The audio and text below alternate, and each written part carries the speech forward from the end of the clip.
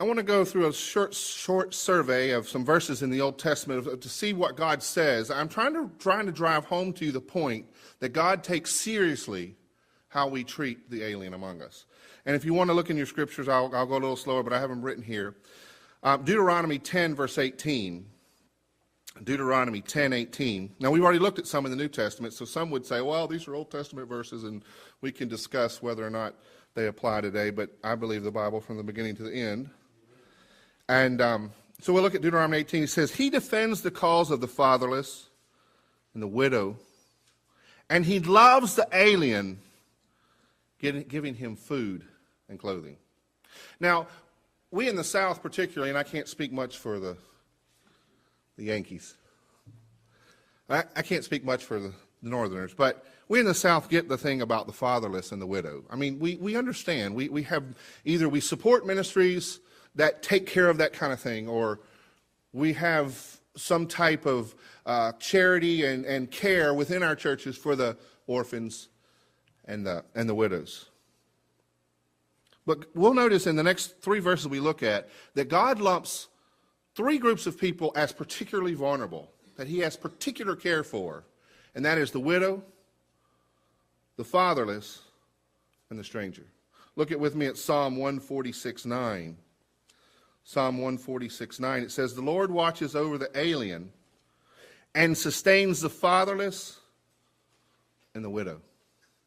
And I'm going to tell you that you can find the word alien in the Old Testament over 90 times. And most of the times, it's associated with God's justice. Not with him judging them, but how we treat them demonstrates how God views our justice. And God often demonstrates his justice in how he treats and how he expects us to treat the widow, the orphan, and the stranger. Zechariah chapter 7, verse 10 says, do not oppress the widow or the fatherless, the alien or the poor.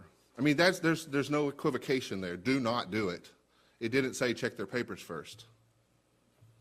It didn't say depends on what language they speak. It didn't say do they have the same customs you have. Do not oppress the widow or the fatherless, the alien or the poor.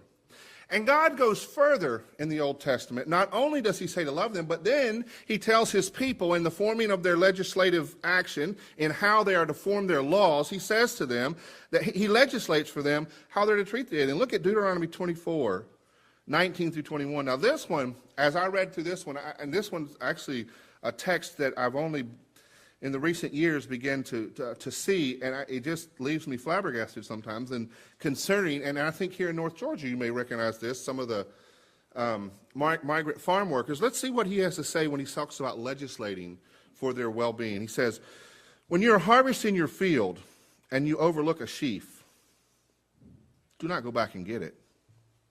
Leave it for the alien, the fatherless, and the widow, so that the Lord your God may bless you in all the work of your hands. And when you beat the olives from your trees, do not go over the branches a second time. Leave what remains for the alien, the fatherless, and the widow. When you harvest your grapes in your vineyard, do not go over the vines again. Leave what remains for the alien, the fatherless, and the widow. Do you think God cares much about the alien?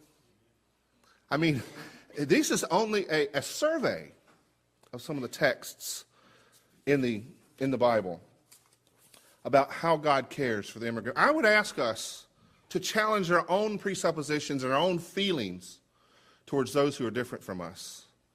Based on our thinking upon they are made in the image of God, we are made in the image of God, God has called us to love them, God has called us to give toward them hospitality.